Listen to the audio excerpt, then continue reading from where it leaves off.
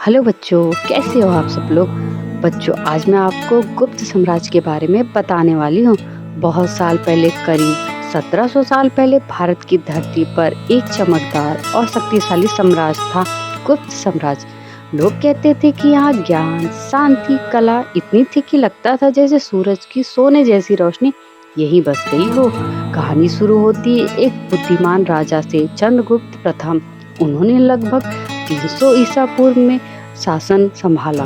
वे ना तो ऊंची आवाज में आदेश देते थे, ना ही अनावश्यक युद्ध करते थे।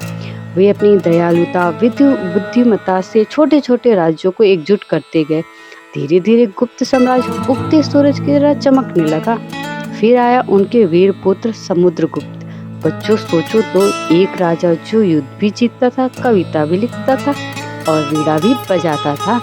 हाँ, समुद्रगुप्त इतने प्रतिभाशाली थे, उन्होंने पूरे भारत में यात्राएं की, कहीं राजाओं से दोस्ती की, कहीं दुश्मनों को हराया और जहाँ भी गए वहाँ शांति और सौंदर्य फैलाया। लोग प्यार से उन्हें भारत का नेपोलियन कहते थे।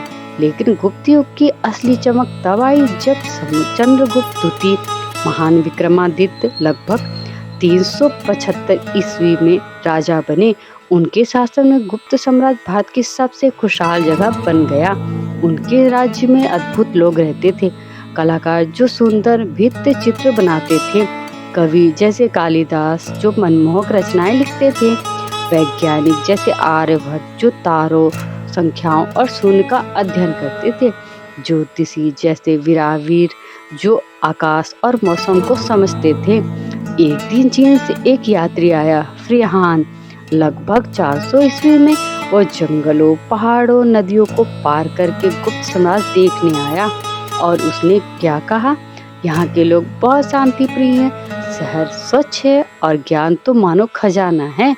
लेकिन बच्चों, कोई साम्राज्य हमेशा नहीं रहता। 550 ईस्वी तक युद्धों और आक्रमणों की वजह से गुप्त साम्राज्य धीरे धीरे कमजोर हो गया। लेकिन उसने जो संसार को दिया, शून्य, महान कविता, अद्भुत खगोल विज्ञान और समझदारी भरा शासन, वह आज भी दुनिया को रोशन करता है। इसलिए बच्चों, याद रखना, राज भले मिट जाए लेकिन उनका ज्ञान हमेशा रोशनी बनकर दुनिया को राह दिखाता है। और बच्चों, ऐसे ही अच्छी ज्ञानवर्धक मजेदार कहानियाँ देखने के लिए हमारे कोफोस किड्स चैनल को लाइक करें, सब्सक्राइब करें और शेयर करना